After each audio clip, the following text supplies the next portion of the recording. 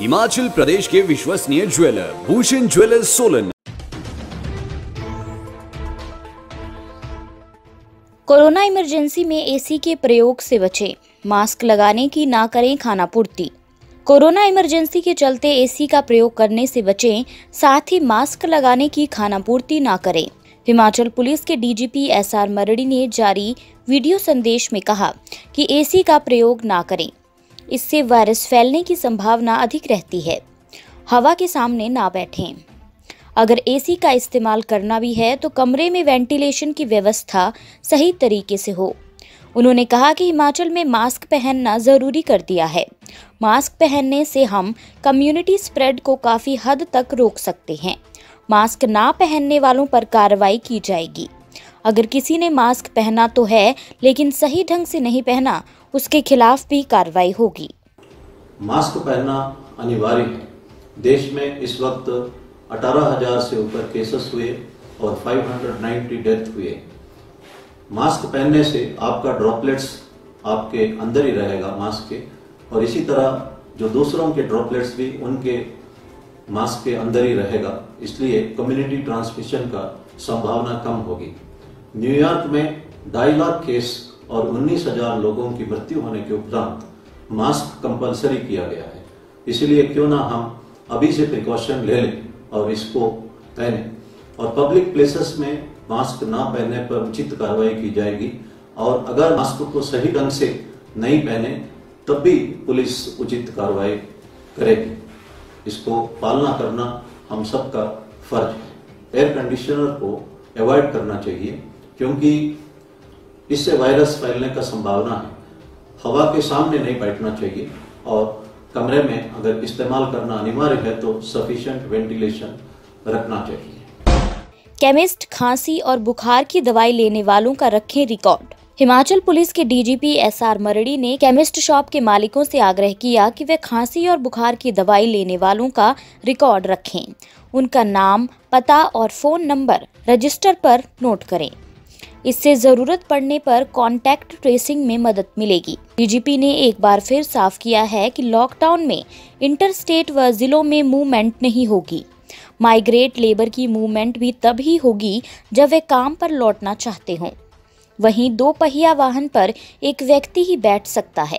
4 wheeler में 2 व्यक्तियों के बैठने की मंजूरी होगी। इसमें एक चालक और एक व्यक्ति पीछे बैठ सकता है।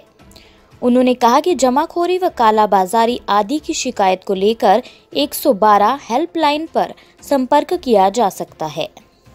लॉकडाउन के नॉर्म्स के मुताबिक इंटर डिस्ट्रिक्ट और इंटर स्टेट मूवमेंट नहीं होगी। तो माइग्रेंट लेबरर्स का मूवमेंट तब होगी अगर वे काम में लौटना चाहते हैं। एक 2 व्हीलर में सिर्फ एक ही व्यक्ति जा सकता है, और एक 4 व्हीलर में प्राइवेट गाड़ी में आगे एक आदमी और पीछे एक बैठ सकते हैं। इन नियमों का पालना करना हमारे लिए जरूरी है। हमारा जो हेल्पलाइन नंबर है 112 नंबर, और इसमें डायल करके एक नंबर दबाने से कंट्रोल रूम कनेक्ट हो जाता है। आपकी कोई भी समस्या, अगर होर्डिंग के बारे में, ब्लैक मार्केटिंग के बारे में हो या अन्य शिकायत हो, आप पुलिस को सूचना दे सकते हैं, और ये 24 घंटा इसका सर्विस चला हुआ है। आपको मदद करने के लिए हम हमेशा आगे आएंगे। मैं जो केमिस्ट शॉप्स के ओनर से अनुरोध करता हूं कि जो भी खांसी या बुखार का दवाई खरीदते हैं उनका रजिस्टर में नाम, पता और फोन नंबर नोट करके रखें, ताकि कॉन्टैक्ट ट्रेसिंग में बाद में हमें इससे मदद मिल सकता है। कोरोना के खिलाफ लड़ाई को मां चिंतपूर्णी ट्रस्ट ने सीएम कोविड फंड में दिए 5 करोड़। हिमाचल के बड़े मंदिर भी कोरोना की लड़ाई में सरकार के हाथ को मजबूत कर रहे हैं। मां चिंतपूर्णी मंदिर ने 5 करोड़ रुपए की राशि हिमाचल सरकार को भेज दी है। इससे जहां सरकार को कोरोना से जंग लड़ने में बड़ी मदद मिलेगी, वहीं मां चिंतपूर्णी ट्रस्ट की ओर से लिए गए इस फैसले को सराहा भी जा रहा है। चिंतपूर्णी मंदिर ट्रस्ट के अध्यक्ष व जिलाधीश ऊना संदीप कुमार ने बताया कि मंदिर ट्रस्ट द्वारा आज मुख्यमंत्री कोविड फंड में 5 करोड़ रुपए का अंशदान आरटीजीएस के माध्यम से भेज दिया गया है। उन्होंने कहा कि कोरोना से लड़ाई में राहत कार्यों के साथ साथ अनेक मोर्चों पर आर्थिक रूप से खर्च हो रहा है और इस संकट की घड़ी में चिंतपूर्णी मंदिर ट्रस्ट ने भी कोविड फंड में सहयोग किया है। मैं बताना चाहूँगा कि श्री माता चिंतपूर्णी न्यास जिला ऊना से जो न्यास है उसने आज 5 करोड़ रुपया जो है वो हिमाचल प्रदेश कोविड-19 सॉलिडारिटी फंड जो बना है उसके लिए आज आरटीजीएस किया है। ये फंड जो है इस वैश्विक महामारी के लड़ने में जो है उपयोग किया जाएगा। मैं सभी श्रद्धालुओं का और सभी ट्रस्टीज़ का इस जेस्चर के लिए बहुत बहुत धन्यवाद करता हूँ कि इस महामारी में उन्होंने ये बहुमूल्य योगदान जो है वो मंदिर की तरफ से दिया है। बिलासपुर में बिना परमिशन खोल दी दुकानें, एसडीएम ने करवाई बंद। लॉकडाउन के दौरान आवश्यक वस्तुओं की दुकानों को खोलने को दी गई छूट के दौरान सोशल डिस्टेंसिंग का ख्याल न रखने वाले तथा बिना प्रशासनिक मंजूरी के दुकानें खोलने वालों पर जिला प्रशासन ने शिकंजा कसना शुरू कर दिया है। इसके चलते एसडीएम सदर रामेश्वर ने मंगलवार को शहर में खुली दुकानों का निरीक्षण किया तथा इस दौरान उन्होंने पाया कि कुछ दुकानों पर सोशल डिस्टेंसिंग का पालन नहीं किया जा रहा था। उन्हें इसका पालन करने को कहा गया। इसी प्रकार मोबाइल रिपेयर व इलेक्ट्रिशियन की दुकानों को बिना एसडीएम की परमिशन के ही खोल दिया गया था। एसडीएम ने संबंधित दुकानों को तत्काल बंद करवाया। अभी हमें इंफॉर्मेशन मिली है कि यहाँ पे कोई सैलून जो है वो उसने दुकान खोली थी, लेकिन हमने अंदर जाके देखा कि वो मोबाइल की रिपेयर का काम करता है और इसमें मेरे ख्याल से अभी कोई कटिंग नहीं कर रहा था। लेकिन हम इन सबको जितने भी सैलून हैं नोटिस करने जा रहे हैं और हम इनको अब इसके बाद इनकी जो भी दुकानें खोलने की और वो सारी परमिशन जितने भी मार्केट की हम बंद कर रहे हैं, तुरंत बंद करेंगे। आज ही एक्शन ले रहे हैं। लॉकडाउन में किसान ने हाइड्रोपोनिक तकनीक से उगाई फूलगोभी और ब्रोकली। हिमाचल में कर्फ्यू के दौरान लोग घरों में रहकर अपने अपने हिसाब से समय व्यतीत कर रहे हैं। ऊना के प्रगतिशील किसान यूसुफ खान लॉकडाउन अवधि में खेतीबाड़ी की नई नई तकनीक को खोजने में जुटे हैं। नंगल सलांगड़ी के कृषि विशेषज्ञ और प्रगतिशील किसान यूसुफ खान पिछले लंबे समय से हाइड्रोपोनिक यानी पानी में खेती की तकनीक पर काम कर रहे हैं।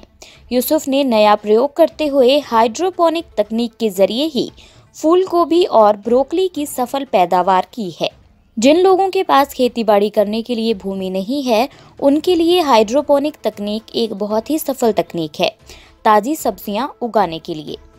इसके जरिए घर के अंदर छत पर या घर की दीवारों पर भी सब्जियों का उत्पादन किया जा सकता है। आप देख सकते हैं कि कितना मतलब ये जो है कितने चौड़े चौड़े पत्ते हैं, कितने बढ़िया पत्ते हैं इसमें।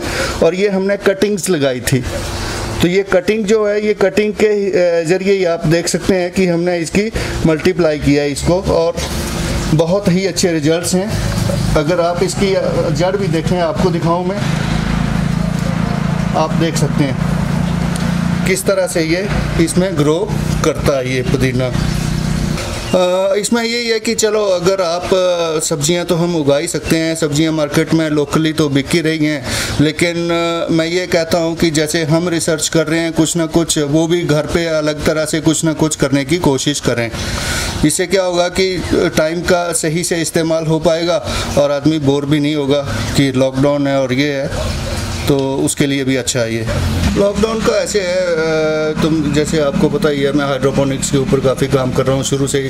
पहले खीरा लगाया, फिर टमाटर लगाया, फिर स्ट्रॉबेरी लगाई, लेकिन मैं अलग अलग फसलें ट्राई कर रहा हूँ ताकि किसानों के लिए या जो लोग शहरों में रहते हैं, अगर वो अपने किचन के लिए अगर ताज़ी सब्ज़ी तैयार करना चाहें तो वो हर तरह की सब्ज़ी तैयार कर सकें। इसलिए मेरे प्रयास हैं कि हर तरह की सब्ज़ी इसमें हाइड्रोपोनिक्स में लगाएं हम।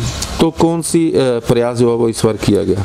इस बार मैंने ब्रोकली और कॉलीफ्लावर किया और आप देख सकते हैं, देखो कितना अच्छा इसका फ्रेश जो इसका कॉलीफ्लावर का आप देख सकते हैं, कितनी अच्छी बढ़िया सी क्रॉप आप देख सकते हैं। हालांकि ये थोड़े से ही प्लांट्स लगाए थे मैंने, लेकिन बहुत अच्छे रिजल्ट्स हैं। और आप देखें तो ये ब्रोकली में ये फ्लावरिंग हो रही है, तो सीड प्रोडक्शन कुछ कई बार हमें सीड अच्छा नहीं मिल पाता है, तो इसको मैं आगे बस अपने इधर ही सीड तैयार कर रहा हूँ।